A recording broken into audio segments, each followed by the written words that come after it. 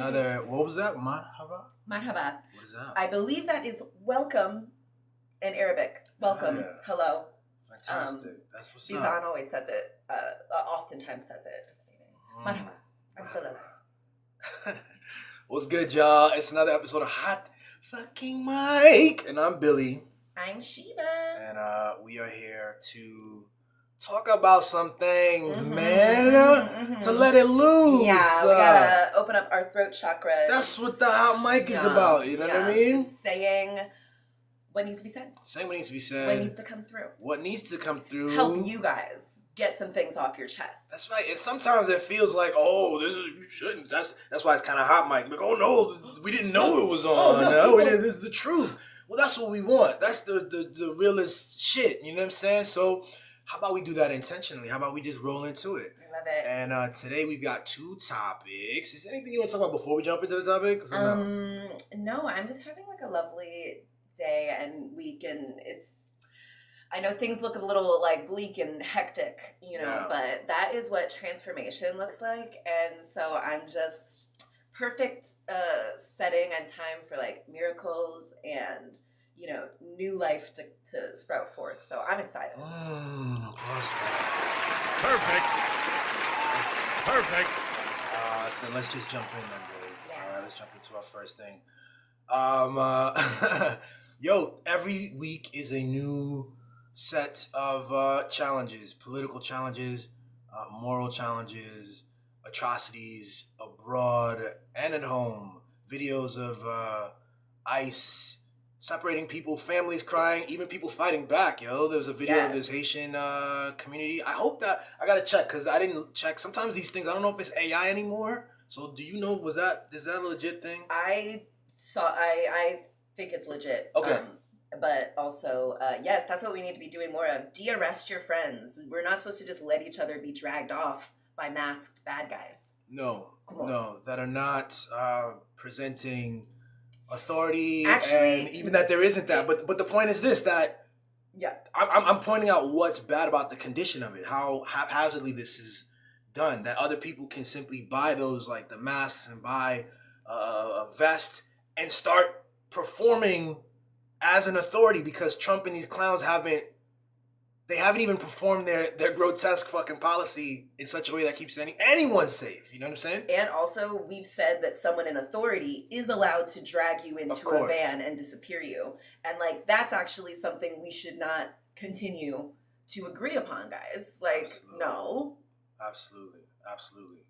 But in this whole context with that, I don't know where we are at this point, frankly. I've been actively trying not to watch the cable news. I have my sources, and even there, I think in the last week, it's been rough to follow some things, but they're losing it.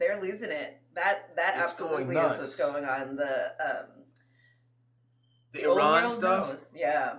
Mm-hmm. I mean, this whole attempt to all of a sudden pivot everybody's attention to the big dangerous threat in the Middle East, right? Which one what country is the big threat in the Middle East that's really dangerous and off the hinges and violent? Starts with an I. That's so funny, it does. Iran. Oh yeah, it's Iran, right? So let's watch real quick. Van Jones urges progressives to choose war with Iran, unfortunately. Split screen. I think progressives underestimate how dangerous Iran is. Iran is not a normal country. Normal countries don't blind women because they showed some hair. They don't empower little gangs and proxies to surround a country and fire rockets and rape people. So Iran, the two things are clear. The what, they cannot have a bomb, and the why, because they say death to America, death to Israel, and death to all the Jews. One of those should offend you if you're progressives. At least one should offend you. And so the question, though, is the who and the how. Is Israel going to take out this nuclear capacity by dropping people there who blow it up? Or is America going to take it out by dropping a bomb that blows it up? But the what and the why are clear, and I think progressives should get on board with that. We cannot have a nuclear-armed Iran. I think progressives under. So we're supposed to save women from being blinded by dropping bombs on them? Right. Is that also, that's so Right. hilarious to, like, we were just talking about, like, people being dragged off, Yeah. into, and then seeing this adult man saying, Iran is not a normal country. Are we a Right. normal country? Right. Is that Hello? the standard against which? Because, like, What does he even mean? What does he mean? Can he explain it? Do they attempt? Does he go into that at all? He does. No. It's a bunch of Islamophobic Orientalist tropes about how they, kill women and how they, hate the gays and like how they can't have a nuclear bomb. Why? Like literally every other country other than the US and Israel is more entitled, has shown more restraint, is more responsible holder of nuclear bombs than the US, a so-called normal country, and Israel too. But it's ridiculous. it's Look, preposterous. the whole thing is that everything is sitting on a completely ridiculous fake set of stories, and Van Jones, it's unfortunate, man. By the way, can I just say, what an unfortunate fall! What an unfortunate fall! Like, Van Jones was for a long time, well, for a period there, for a window there, he was this brilliant, young, handsome, black man who was navigating American politics and was right up there with, the Clintons and with Obamas and all this stuff. And, in the Democrat side of things, advocating for a new world with greening and like had this forward focus, and he seemed to be brilliant, and he seemed to bring us like, he also had some good racial politics even at the time, it seemed. And then something happened around 2001 where he got this like grant of I think $100 million from Jeff Bezos. 2001? 2020? Yeah. It was recent. Yeah, 2021. And now it's just this weird stuff where he's like, he's now the pro-war guy. He goes on CNN to advocate war, and like you said, he talks about blinding women. If you Google this, you realize that, okay, so Iran has a set of laws, has a culture that is different from ours, that has a restrictive set of clothing assumptions for women, and it's sexist and has restrictive rules for clothing, and it's like weirdly enforced. It's not enforced in the way that people assume that it's like enforced and women are just being killed, but the enforcement is odd. If you Google, and you'll find that it's not enforced, in a meaningful and consistent way.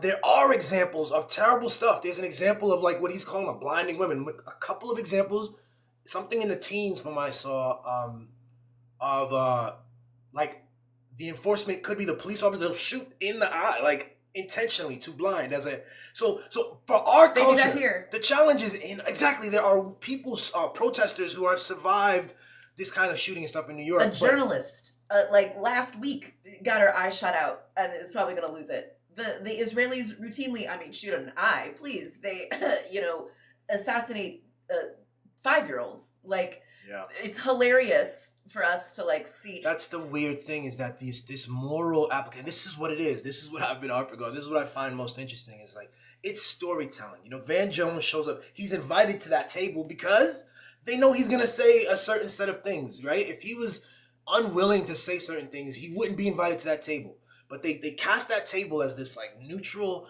table of ideas, and then Van Jones comes and normal? How do you define normal? What's normal? Israel's normal? What do you think, Shiva? This is why we don't put our faith in men. Literally, like fall from grace. Yeah, obviously he was just a charlatan the whole time, like trying to reinforce this terrible, unjust system in which Black women are 3 times more likely to die in childbirth than white women, when the number 1 cause of death for pregnant Black women is homicide.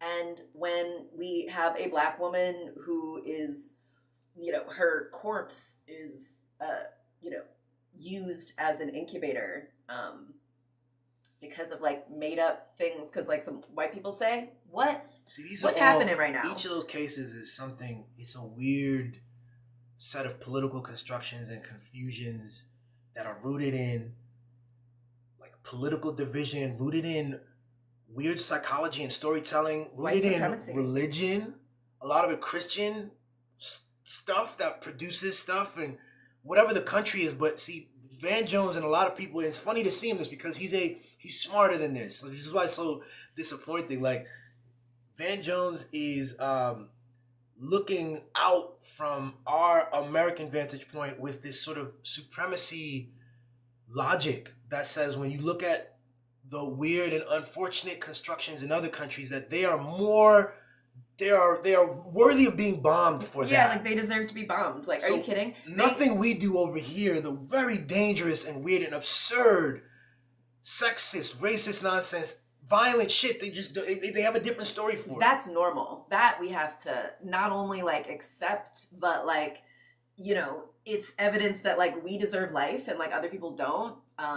Also, I sent you, I don't know if you like have it somewhere, but like I sent you a bunch of different things about Iran that are much better than the US. How they treat trans people, how they there's actually a state, I saw this, there's state funded projects for trans people. Literally. In Iran. The idea that they're just these crazy, backwards, it's terribly, racist. Theocrats. You know what I'm saying? But it's there's a language and a theocracy rooted. We have a theocracy approach. Here. That's the thing. Our theocracy is rooted in secularism. What I mean to say is our theocracy speaks in the language of secularism. It moves secularly. It can manifest and talk about itself in a secular way, and yet it still has these roots, and yet you see like this political thing go back and forth. Now, when people talk about the American thing, they allow for that. They can see it as a process, and they say, well, we have different, interests, and people are this and that. And no, in Iran, there's or at least the American propagandistic conception is this rigid, religious, overzealous, like violent thing that is just waiting to take over the world. Concepts of the caliphate and all this stuff. And again, if you look just in that region, Israel is the example of the growing the growing company that keeps, or country that expands its borders and engages in, violence every few years. But they don't see it that way. And that's who the US is. And we just have these like super racist views of these other countries that just allow us to be so violent. And it's really disgusting. Well, Van Jones is paid to say those words. And what I mean is here's the thing, he's not even paid. This is how it's so clever, right? People think, oh, it's so paid like it's some direct like thing. It could be that. Some people are doing that. Israel is actively doing that. There were several reports out about how they're actively engaging with influencers and trying to pay them. They're trying to press their thumbs on the incentive structure in all the ways, from money to just bribery, and we're all winning. The different types of bribery. Like, we're the winning side, trust us, we're gonna win kind of deal. And a lot of people are gonna have an unfortunate awakening when they realize that that's not what reality is. But like, just in this system of like, he mentioned rape in there. The Israeli Knesset actually had a vote on rape where they voted that it's okay for Israeli soldiers to rape the Palestinian prisoners that they have. The colonizers are obsessed with sexual violence and sexual domination. That's why it's all on their brain. They fantasize about it. That's what you're hearing. That's what Van Jones is doing. He's fantasizing about rape of women. He loves the idea of there's this place where women are being slaughtered, and the way to solve that is to send more bombs. Like, what? How are we in a world in which men can get up in public, on a public stage, and say these things and try to like convince us that they're like people we should listen to and not people we should like, immediately exile? He knows better. He's an anti-war person. I wonder if he's not actually. I wonder if he is actually pro-war, and he's taking all of the teeth, all of the power out of the anti-war thing and neutralizing it and kind of misdirecting people who are genuinely, want no war. They have to kind of go through him, and he redirects your energy so you don't actually ever get to the war. See, that's the effect of what he's doing for sure. And I keep trying to see, and this is probably a problem on me, where I'm projecting. I want to project something like a good thing from him. He's not you. Here's what I think is, I think whatever happened, he's been thoroughly corrupted to the sense where he's going to justify an aggressive action taken by Israel against a sovereign country. He's going to talk about the Middle East and dangers in the Middle East and use creative language to avoid ever talking about Israel.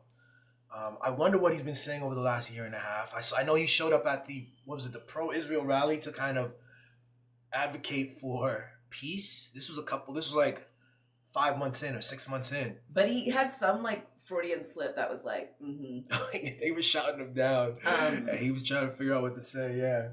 And what was I gonna say? What an embarrassing, I think he's just kind of... In 2005, he married a white woman who he was then married to for 15 years. And I think he's like what white people want black men to be: castrated. They want you to be a useful tool for empire. They want you to make the violence of white people palatable and normal and good, actually. And we have to bring the violence of white people to the world to free it. That's who that is. He signed up for that. I mean, again, I see a man who's most of his career was not that, and somehow at this point things flipped. And we're going to talk about this even in the second segment. I feel like we are going through a process. Everyone is going through a process of the forces at nature that are beyond our control and our understanding, beyond our language, right? And so it's challenging to even talk about this in a way that will appear logical, because we have these logical ways of talking that don't take into account fullness. We can't do that. But there's a process that's been pulling each of us through where we have to account for things. And some people are accounting for things as they present themselves. You account them and take them in and accept them and have that change you and have that engage with the new truth, the deeper, wider truth. And then there are others who are really resistant to that. And then you just kind of you can be attached to all of the images and the language, the symbols of the old world. You know what I'm saying? And so you're attached and you're fighting that, and you end up kind of saying weird shit. You end up having to justify weird, obviously dumb and weird stuff because of your attachments, which are related to your own your own path, Yeah, you're unable to integrate the new information. It's like you're impervious to it, bounces off you when it hits you, when you're supposed to be integrating it and evolving and changing and updating. But we've been taught, nope, you're supposed to, things you learned when you were a kid that's the framing you should keep throughout your life. And that is what an adult does. An adult actually doubles down on what they learned when they were children. Right. And no, guys, they've taught us to be so detached from our humanity, from nature, from reality, in favor of their terrible, fake, artificial, capitalist hellscape. Especially if you've navigated it well and they've compensated you. There's a lot of spoils in there. That's the other thing. Hasn't Van Jones, wasn't he given a propaganda trip to Israel? I'm sure of it. Yeah. I don't know the details, but I'm sure. Maybe I'll find it out. I thought you said at the beginning of it, he had said he recently. That's right. That's right. He said, "I just made a trip to the Holy Land," is what he said. And so even there, so did it mean Palestine? We talked about this before. Look,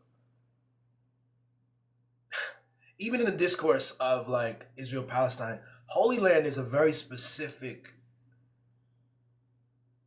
construction. I grew up with the mythology that everyone in that region calls it the Holy Land. There are 3 religions that are fighting or believe in this holy place. And honestly, when you look more closely at it, no one's fight. There's three. No one was fighting No until one's the fighting. Israelis came. The Israeli Zionist construction calls it the Holy Land, assumes it as holy for them. Their definition of holy excludes Yes. the others that were there. That plot of land had multiple cultures and religions living in peace. They're looking for supremacy over it. The goal is supremacy. It's so when you take the trip and they use the word Holy Land and you come back using the word Holy Land, that's not what the Palestinians are bringing to that. The Palestinians just live there. It's meant somebody comes and says, "Oh, I like this place a lot. I'm very invested in it. It's mine and it's holy and it's mine. I have a unique and special attachment to this." People are like, "Oh, I live here." And they're like, "Okay, well, too bad for you guys. Get out of here because this is holy." And I'm calling it. And they're like, "Holy? I mean, it's nice. I really like it. Yeah, I live here." It's like, "Okay, no. It's holy and holy specifically for me. Goodbye." Literally. And so when you see Van Jones use that word, he's using that. It shows you. It shows you the vernacular attachments that he's been indoctrinated to, taught about. And that's the interesting thing about words. It's also interesting to what the Talmud actually says about Jesus. Christians would be like, it's not good. Everyone should look it up. Obviously, there's and I've read some stuff and seen some stuff about the Talmud in particular, and then I've seen Zionists. Now I don't know if these are Zionists, and this is further stuff where I don't get into like textual stuff so much because I think the texts are all subtly distractions from what is. The texts have, and some of them have. There's beauty in there.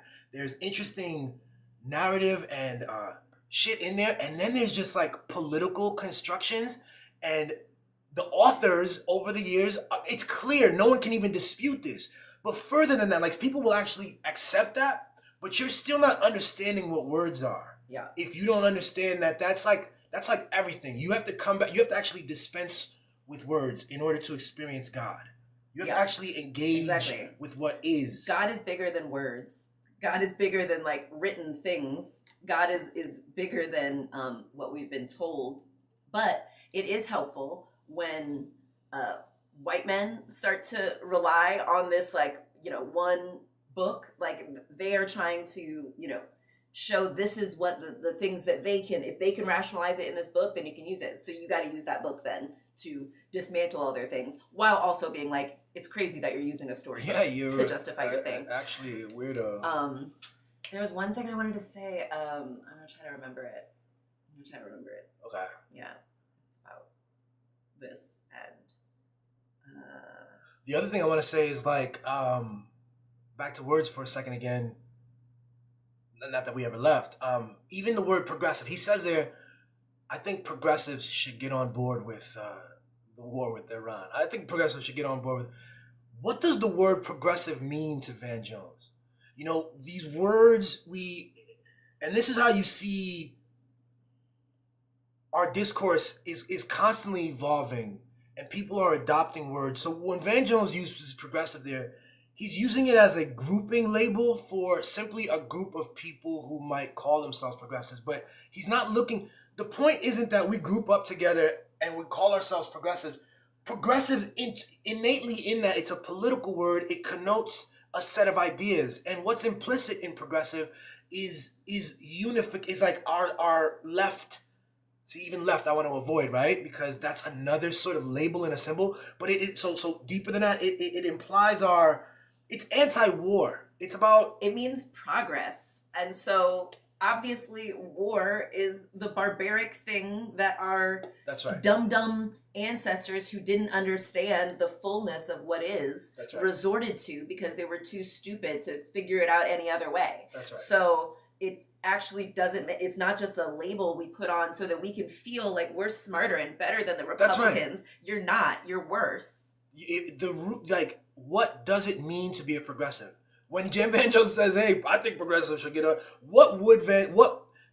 if that doesn't immediately click as like a weird thing construction for you? What would be like? Is there anything Van Jones could say where you go, "That's crazy, progressive"? I'm not for that. You know what I mean? Like if you go I think progressives, we should go over to Mexico and just start killing babies. Well, I think progressives should get on board with that. I think he would be very into that. Would anyone like immediately? ICE budgets were way higher under Biden than they were under Trump's first term. Like, is it just because now we're just a group? See, that's what they're doing with MAGA, right? Yes. Like MAGA, let's just do this. It's what blue does MAGA. MAGA stand for? What is there anything Trump would say that they would go, no, whoa. Some people you see, like even Marjorie Taylor Greene, you're gonna get into this. We're gonna get into Tucker Carlson in a second. Like these guys, they do have something. There's actually something they're aiming towards. Then they have these. Then they use Trump as a vehicle where they completely are like, they remove themselves. They turn into a cult, But then eventually they hit their stopping point. Now, what I find interesting is with Van Jones, he hasn't apparently hit his stopping point with Iran. No, I think Democrats are vote blue no matter who. Like, whatever the blue side says, you go along with it. If it's bombing Iran, if it's helping Donald Trump do whatever he wants peacefully, if it's crushing protesters, that is, as long as you let a gay person do it, as long as you let a black woman take part, then, and it's like, it's so shallow, it's so like, at least the Republicans are willing to be perceived as bad people, as racist, dumb, cultish people. Democrats run from that. Democrats run from that mirror. Oh, give me a mirror. Oh, give me a smoke and mirror. Smoke and mirror? Oh, here we go. Smoke and mirror.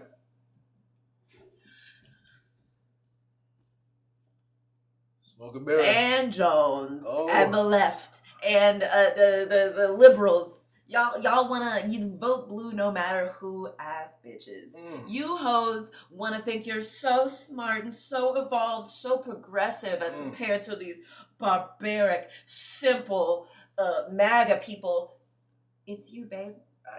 They're a mirror for you. That's why you react so strongly to them, because they're you. You see them and they are at least brave enough to be them. They're at least brave enough to receive criticism, to receive ire. Y'all aren't even willing to do that. You're so worried about how everyone thinks of you, and you don't want people to not like you, and you don't like how they say these things, and it's, if you want people on your side, you have to be nice to them. Absolutely not. Are you crazy? You don't want the smoke. Okay. Smoke. You do not want this smoke. You're not ready for it, babe, but you're gonna get it. You're gonna get it. Thanks, baby. Yeah. Anyhow. We'll go back to it. Fire! Smoke and mirrors. Oh, my goodness. That was our first one. I love that. Thank You really you. got in there. You really, you know what I mean? Thank you got you. some things off your chest. I'm going to have to watch that back. I don't even know what I said. I think I was taken over by the spirit of the Lord. My goodness. Ooh, yeah, it's just so wild. Progressives need to go for war. Think about it, yo. To me, it's similar to saying, I really think black people should get on board with this slavery thing. They would have been that. I really think it's like that. And now you might go, well, no, that's logical. What if we're not enslaving black people? We're enslaving white people. Or we're enslaving Indians. Or we're enslaving something like this. So this is, again, with words, there's two ways to look at the word black, right? You can look at it as people with darker skin tone, melanin in their skin.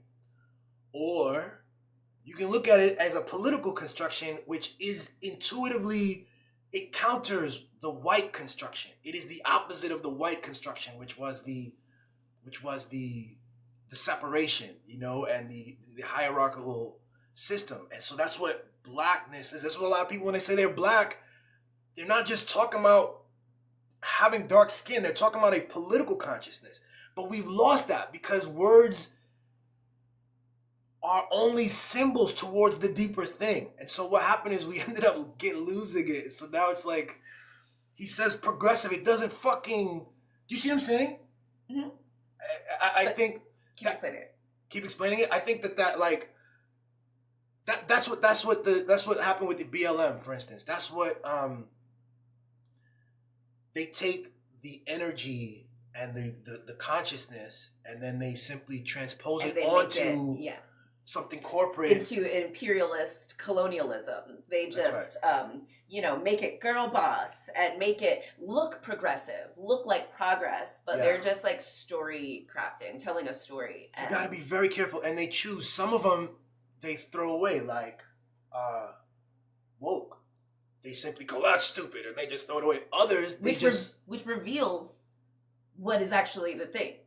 Like, they should be about being awake to oppression and how regressive things influence stuff, but they're actually here to keep everyone entrenched, to keep the system going. They like the system.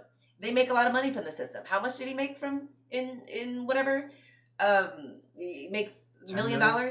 Oh, 10 million. Van Jones. Mm-hmm. He made 10 million from, I think, or was it 100 million from Bezos? And they're telling you you're supposed to take the money as a gift for being. I think he was awarded as being like this person, like a steward for civility and like for like unity. Civility, that's interesting. I think that's like we hide so much violence in the US behind the veneer of civility. And so I think you're right. I think what he was touted, the image he had was this civil black man who's, fighting the good fight and doing the, good things to help black people, and extract from the legal system and help us take our power. Where? What do you mean? Like, everything is like worse. The powerful people who are oppressing us have more power. We're more disconnected, and the only people who are like,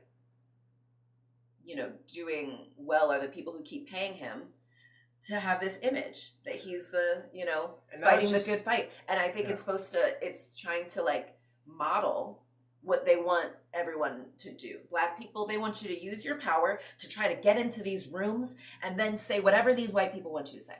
Right. Exactly. And then they I mean, and they'll give you a nice trip to Israel. They'll let you sit in the room with the worst humans in the world, and like then you just keep quiet, and we just need you to perform. Did you see 50? 50 Cent comes out to denounce Zoran, and he says he's gonna give Zoran almost $300,000 to leave to quit the race. It's funny. Like, why? What is he mimicking? I feel like he's trying to mimic like an Elon who threw his money around in some of these political races and shows how bombastic he can be. Again, this is back to like why you don't idolize or follow or look to men for how to behave. They only know how to do what they saw, older men doing, which is being petty, using their money not to help anyone, not to right wrongs, not to stop the bad men, but to somehow like make more money to like keep all the things in place. Yeah. And like I remember like in our maybe first episode we were talking about the Diddy trial. Yeah. And Diddy had paid like protester or like pro Diddy supporters, and that's 50 had like posted about it. Yes. But he's got $300,000 to offer to whoever, but not to actually stop the bad men in our own community. The weird thing about 50, and he's not alone, but he might be the most successful and most creative and most interesting constructionaire. Another one is like Snoop is another one, but he's different. It's like an interesting construction. But both 50 normalizers. But 50's unique too because he's like Snoop is actually more chill and love, and he's in an interesting kind of space that I think he's even more dangerous because he really normalizes capitalism and complacency and being pacified. He's really like, when these white people invite you into their spaces, you play whatever role they want you to play. You're their black friend who lets them say nigga and chicka, and you take the money. And then when they invite you to their inaugurations, you take their money and you perform and you make them feel good. I think we have to have a question of really challenging the idea of taking money. We have a discourse that does not value saying no to, like, what is the limit? Like, what is it? It's like you never have enough money. You're never safe. But 50 to turn down money. Exactly. No, exactly. And this is the thing you have to realize. Like, if that's the approach to the world that you create, it traps you in that. You have to kind of continue to like evolve the identity of it. But 50, I find, is an interesting thing because he navigates. He'll be on like some of these like hood podcasts or promoting like beefs or showing like violence in the hood and laughing at things and like this kind of like darker side of the black, you know what I'm saying, urban culture. And then he'll be on like Rachel Ray in the morning, you know what I'm saying, at Good Morning America also, and he'll be completely different and he'll have a suit on and he's articulate and smiling and making jokes that that white people like. That white people like and that black people like. He's just not, it's not the same energy, you know? And he'll say that that's clever. And it is clever in a way. He's navigating something very cleverly. He gets to make money in all those different directions. But then when Zoran, you see like this Zoran thing, if he's going to contribute in the political space, do it from love. Do it from genuineness. Do it from a connection to the community. Don't do it. Don't join like Elon would join, where you're just throwing your social clout and capital around. You're throwing your money around from the place of the elite billionaire, from the place of, I don't really care, like, you know, I have a personal thing on my taxes. It's also like a showy, he's also showing like, I have $300,000 that I could throw around, you know? And who among us can do that? Yeah, and if you don't have love or genuineness or a connection to the community and all you have is money, then that's what you rely on. You had said, you know, like, why does he have love? Like, he doesn't have that. He doesn't have any love. He's not a genuine person. He isn't connected to the community. He only knows how to make money from white people. He only knows how to use his body in a way that white people like enough to pay him money. And he only knows how to continue to make it so, like, he gets to benefit from that arrangement. Where he's just, you know, like, he knows how to tap dance for white people. And he's going to do it. That's his contribution. I think he's figured out how to navigate this thing. No one knows how to please a white man like 50 Cent does. And like, the girls are honestly a little like, damn, man, save some white man's pleasure for us. Yeesh. The blackness as political consciousness is key here, because if you're not attached to that, you're playing blackness in a certain way. You're performing this aggressive masculine hip hop black person, and then you're also for yourself, for your own benefit, you're monetizing that for your benefit, and then you're leaving us the crumbs, because politically we need that leftist, that social understanding, that truth, you know what I'm saying? Then you shit on someone like Zoran, socialism, and so you've discarded us. You're completely, like, that's actually abandoning the culture. You know what I'm saying? It's blackface. When we say stuff like, "Oh, for the culture," it doesn't mean anything unless we make it mean something. So we have to put that on the table to make things mean something. Yeah, it's blackface. He's shucking and jiving so that, like, because he's told himself that white men are the superior ones. Like, we have to make it so, like, white men's way wins. This is something that I don't know if it's 50 or broad. Like, this is because before we move on to Tucker real quick to the second part, this cats talk about power and talk about black, like, kingdom and black male power, which is true. And we have to, when you understand that, one of the first things you notice is that it manifests in a protection of black women. You don't hear, it's not about mocking black women. It's not, like, one of the first ways it shows up is a protection of black women. And the reason I want to point that out is, like, I talk to guys sometimes and they say that misogyny is a white male thing. Like, white people did that. Black men haven't done that. And okay, like, I'll actually accept that first premise. But if it comes out through you, if the white men have somehow put you're demonstrating that they somehow had power over you, where their thing manifests through you. You use language to contribute and to perpetuate their thing then? Well, then why? You're the one. You get to set it. You get to actually operate completely different and set the tone of what the nature of the relationship is between the man and his woman. So do that. So if it's not you, don't let it be you. For real, for real. If it's not you, how come you're also so bad at stopping it? Why can't you do Because anything they're about not it? even intentional about it, and you know what I'm saying. They're not even. It's And not if you're even not on the intentional radar. about it, then you're helping it. Then you're doing it. That's how it's able to proliferate. Yeah. Is because no one who can do anything about it and says they aren't responsible for it, they don't do anything about it. So This is what I'm saying. Like to be into, like I'm saying, like I've said this before on like issues with like, you know, in male groups or, you know, barbershops, if there's a culture around like pause or no homo, you constantly reinforce yourself against the construct of the gay person. So we're constantly, our identity is lots of things. Black men play basketball, black men are engineers, black men are genius, black men are this, black men are, but we're not gay. No homo, pause. We're not gay.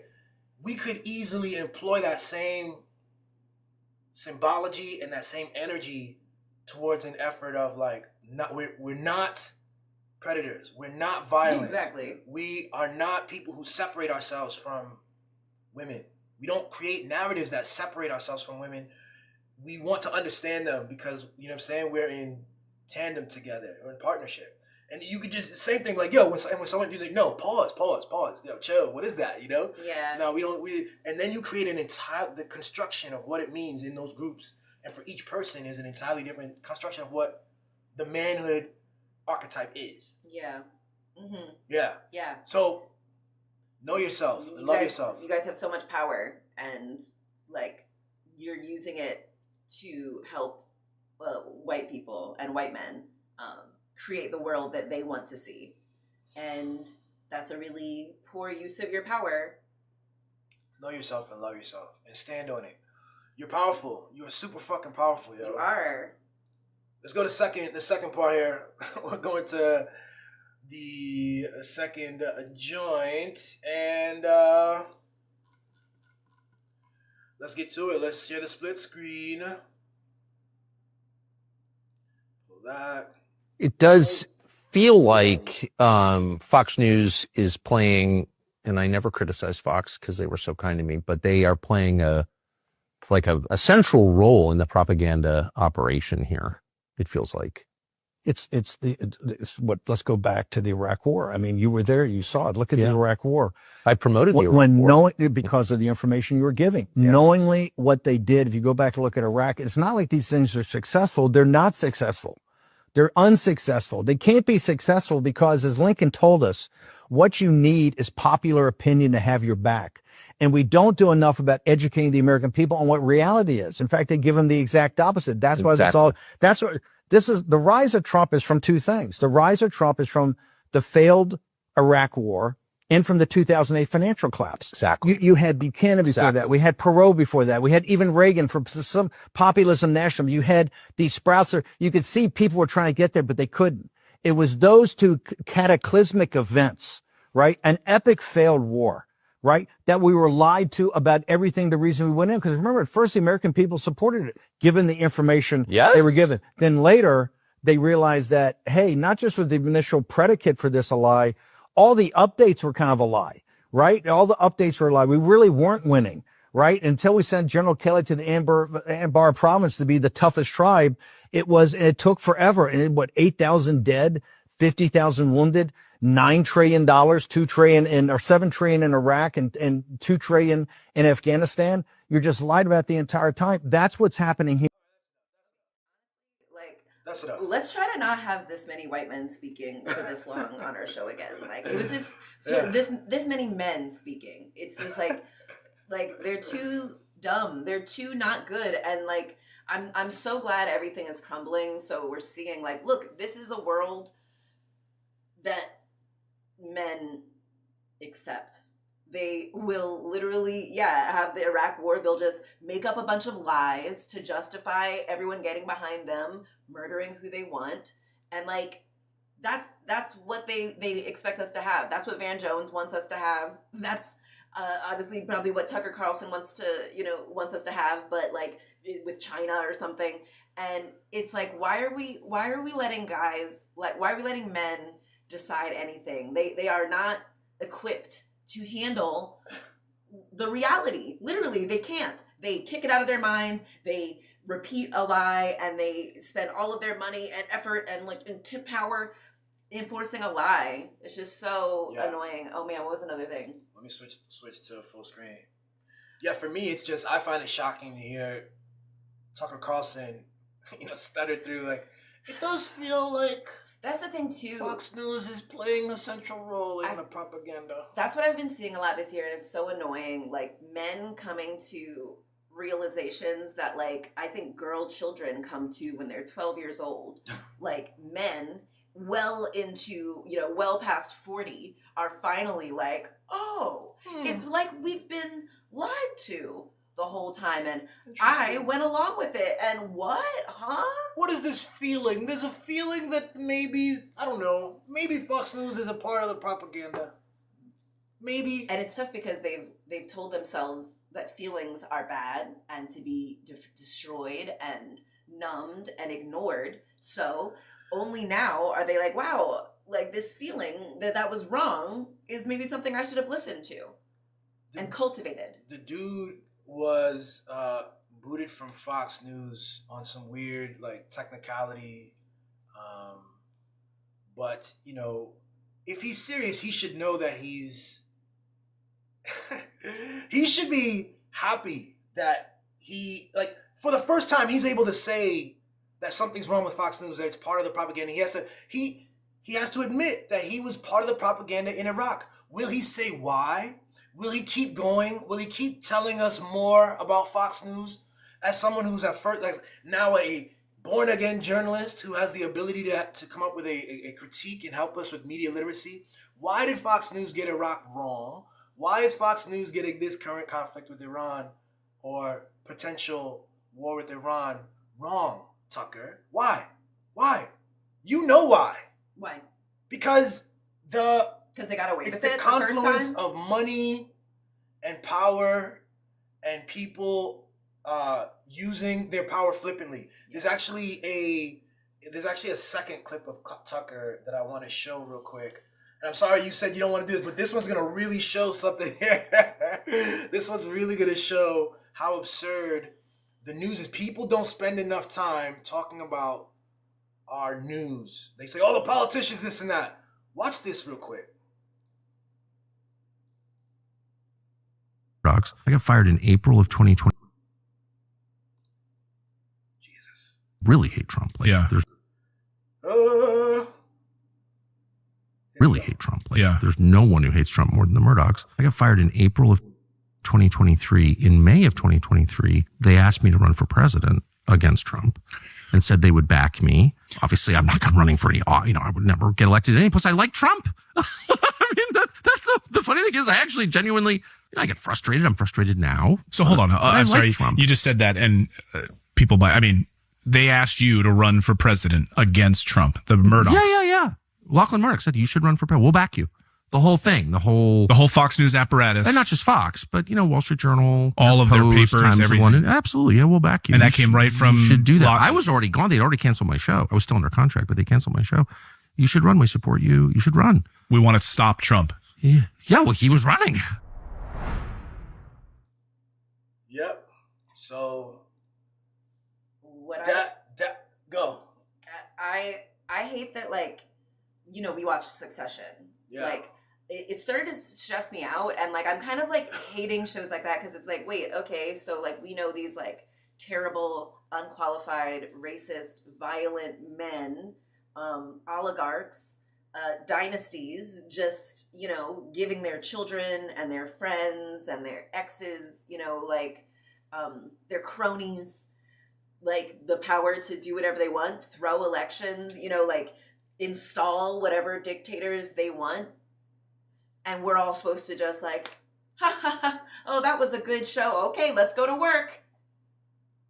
And it is art imitating life. That show was fantastic to me. It was definitely stressful, but it was also dope. And yeah, it's like that. Tucker shows you right there. They said to him, we'll run for it. We'll back you. Fox News, Washington Post, the Washington Journal, everything. Murdoch has an empire. It means that every word and every headline would have been warped in Tucker's favor. They would have concocted with him a nice image that he could build up and get that crowd going. That also means that like every word that is concocted now by all of those rags must be propaganda that you can't listen to or take seriously. So all these dudes who think it's like smart to read the Wall Street Journal because, you know, that's what the older generation said was the most unbiased and the most that's the one. So you feel smart because you read it. You're reading propaganda. You're not smart. What they're doing is they have incredible power. I mean, you build up a thing like that. There's a history is full of it. American history in particular, because we have this freedom of speech, which is a value. You know, it's like, I really, when I come back, we're going to go to something cosmic again. I don't want to be in a world that doesn't have freedom of speech. I don't want to be in a world that when someone says, you know, either being, or in a country, let me say, where like, oh, you have racist words you can't say or whatever, because if I can define what the racist words are, so can Trump, and so can other people. And so they're not going to do that. Now, what happens then is you create this space, and these people who have the power of the microphone, they create deals and plans for themselves and make themselves very wealthy if they can promise that there's massive minds on the other end. And not just like a TV show kind of thing and sitcoms, but this journalism world in particular. You know, my tirade is like, they build a world of like world crafting. They are narrating the world for us.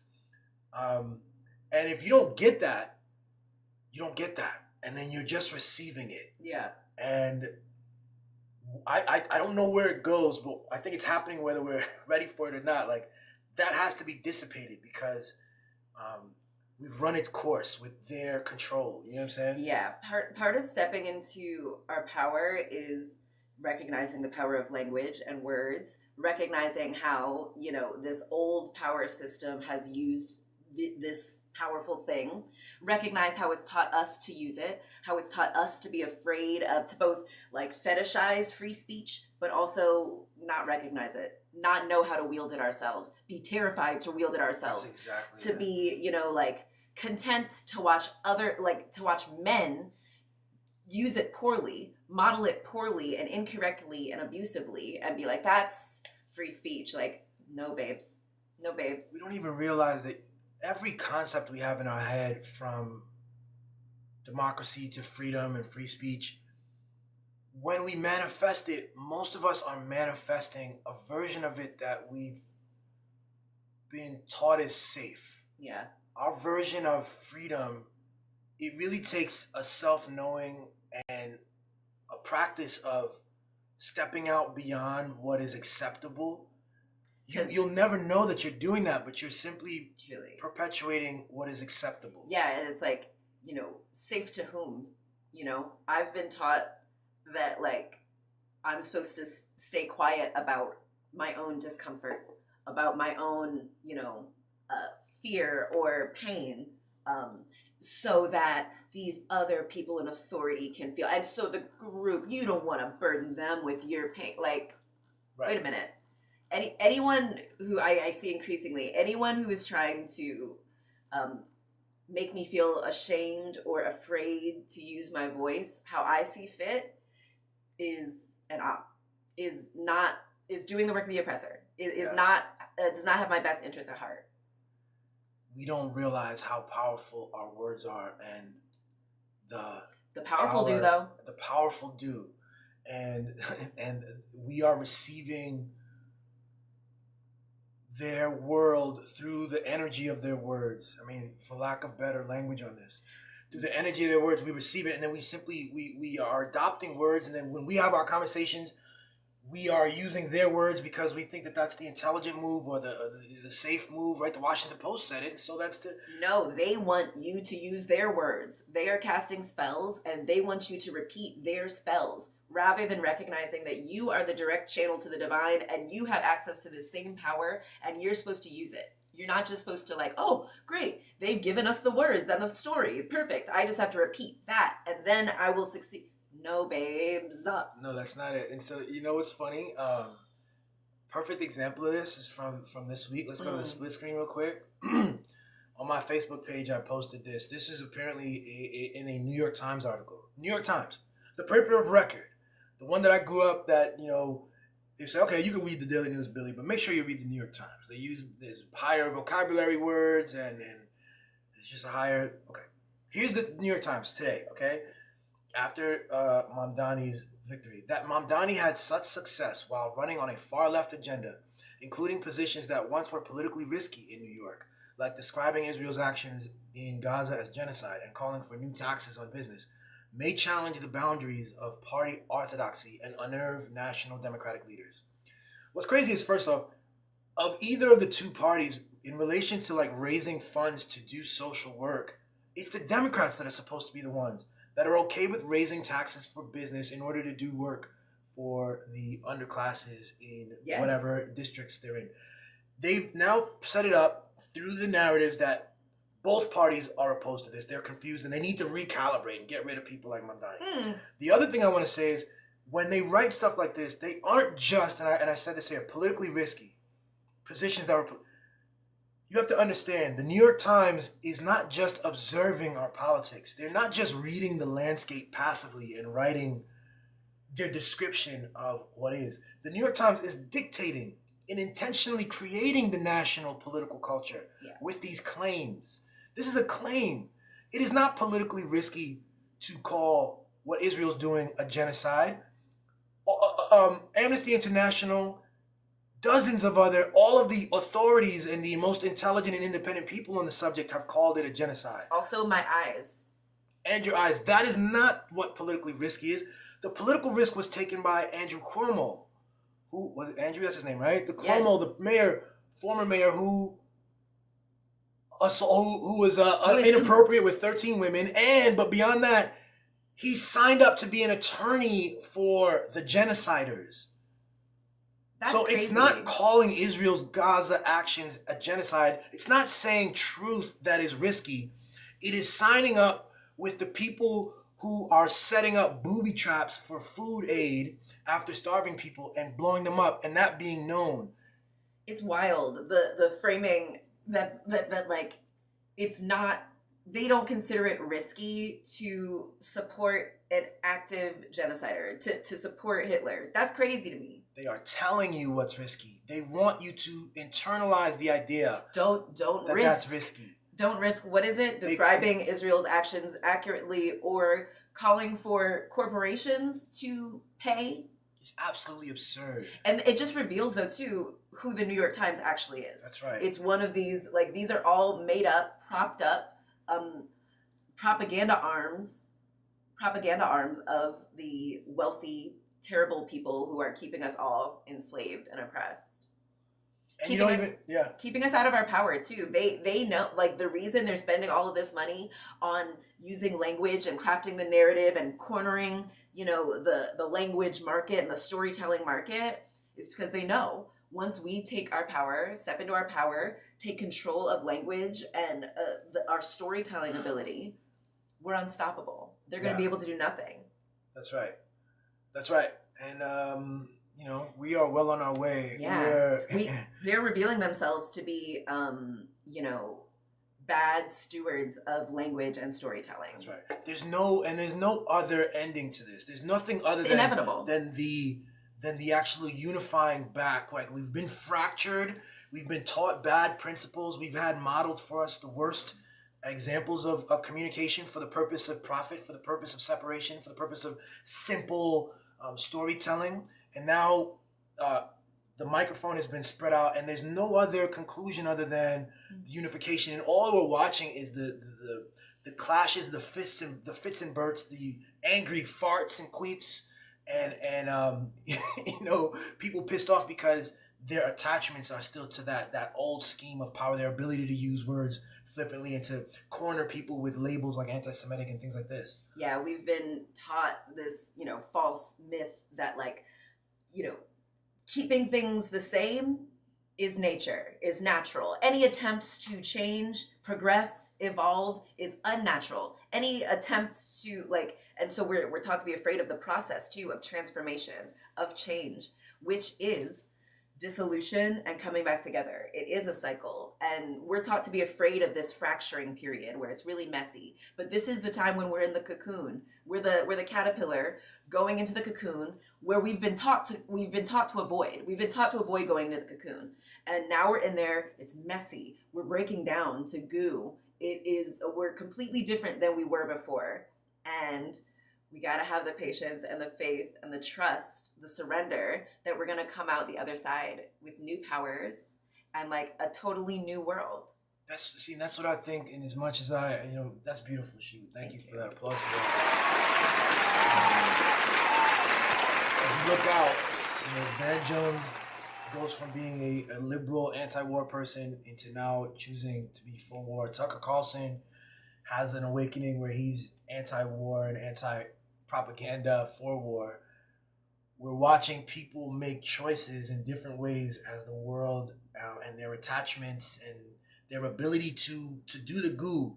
Are they able to see a future? Are they able to stay grounded in a principle on what is the truth and what is the truest thing, which is our shared humanity, or will they, or well, they won't, right? Yeah, exactly. Like I think they're trying to show, like, no, that's not the truest thing. Is not the thing we're interested in. They're actually interested in the falsest thing that keeps their false, made up paper world intact. And no, but you're right. Our shared humanity is the thing. And Van Jones is out here being like, doing. It's so sad too to see this black man. Like, why is this white man coming around to the truth and the reality faster than this black man? Very embarrassing for him. He's performing. It's unfortunate. Yeah, but yeah, this idea that like Iran is different from us and less human than us, and thus deserve to be, bombed and dehumanized even more. And like, that's the false thing. Sorry, we're all the same. So everything he said about Iran, we're going to have to look and see the ways in which that's actually true for the U.S., but I mean, definitely Israel. Even there, you have to drop words and labels and symbols to see yourself. Just like me. Just like me. Yeah. I keep trying to tell myself that, like, when I'm judging someone else. Yes. Thinking about the ways, like, I'm judging it harshly because, like, I know I also have that capacity to do the thing that they're doing. And yes. I'm not allowing myself to do that or whatever. Or, I'm in some way, it's just like me. Yes. My manifestations of the absurd, the only difference is mine are comfortable for me. Mine are familiar. I can forgive myself. I forgive myself. I have love for myself. Exactly. I have a nuanced story. I see it as part of a political thing. I separate this, it's like they'll do the same thing. They'll say, literally, when they look at something, a political phenomena in Africa, North Africa, in the Middle East and Levant, they will say, oh, it's religious Islam. When Muslims will say, no, that is a political manifestation. You guys created that. Exactly. Like, we had a more liberal organ thing, and then that was deposed, and now these people have taken power. But we won't allow that complexity, that truth. But over here, when we look at our own stuff, we can reckon, okay, no, we got a crazy Christian right over here. That's not really, they bombed this, but it's like, you have to look at yourself you have to really train yourself on this. One thing I see too is, like, I've seen a couple of, like, people in the U.S., certainly black people, being like, Iran, like, this is not us. Like, when Trump is like, we are gonna blah blah blah, not me. Nope, don't include me in any retaliation. But like, Americans, like, we've been privileged with the illusion of, like, individuality and separateness, that, like, we can be separate from the Hitler fascist imperialist actions of the leaders that we elect and do nothing to stop from coming into power. We deserve to not, get the punishment, the, karma for doing nothing. And, like, that's just an illusion, babe. Like everything is being unveiled, and we're not going to be able to separate ourselves and be like, oh, that's not me. I didn't do anything. Not my problem to solve. I can't take any of the heat. And yeah, it's an illusion. It's an illusion. We're all one. Our safest, truest bet is to engage all of the time, is to challenge the violent people with the bad ideas across borders all of the time. But don't get confused by words. But especially the ones that are in our own order. Exactly. You have a special responsibility there. You have a much greater chance of influencing something. Yeah. But when you don't take that up, you'll notice later on. You'll notice that it is one. Oh, it is connected. But there will be some repercussions because things will reconcile themselves. That's what this is on a level that we're not entirely aware. So be one. Be one now. Yeah. We have this, idea of the butterfly effect. Back to butterflies, and it's this idea that like a butterfly flapping its wings has has the power to change the future, and so we like have seen it framed to us like someone goes back in time and tries to change it, but we never think about it in a present sense. Yeah. The actions I'm doing now have the power to drastically change the future in ways that the powerful don't want me to realize. They want me to be afraid to like do anything different or like be thought of as different or to not have a written down plan that makes sense to other people and like that's it. Yeah, like we'll end with this, I guess. It's really interesting to notice what you just said there. The butterfly effect, people want to engage with it in a very narrow way. You have to do something impossible, go to the past. But every day, what is available to us right now is that same truth of being the present and that effect. And to me, it's like, and I've talked about this in the conversation about authenticity. It's faith. Like, what is faith at the end of the day? Beyond like performing rituals or reading words and saying certain things and quoting ancient words, what does faith mean other than to engage in the now with your highest vision, with your best vision, and to just be that with confidence, with a knowledge, you know what I'm saying, and knowing that everything you are powerful, you are as powerful as you can imagine. You're more powerful than you can. Truly, we're taught to have all of this faith in the past, in what has already been, and that like that kind of dictates what will be. And we're a lot of us are stuck in the past and what was, and it was better back then, and make America great again. And we're trained that way. We are trained that way because they want us to not be in our power. They want us to not get free. They want us to be stuck. But the real power is in the present. This is where we can change and create anything. And like, so they send us all these movies where it's like, you have to go back to the past and figure out how you could change this thing that has already happened. It's by staying present. It's by being present. And then you can rewrite any story you want. You can give it any meaning you want. And that is all the difference. That is how you change the future. Applause for that. Perfect.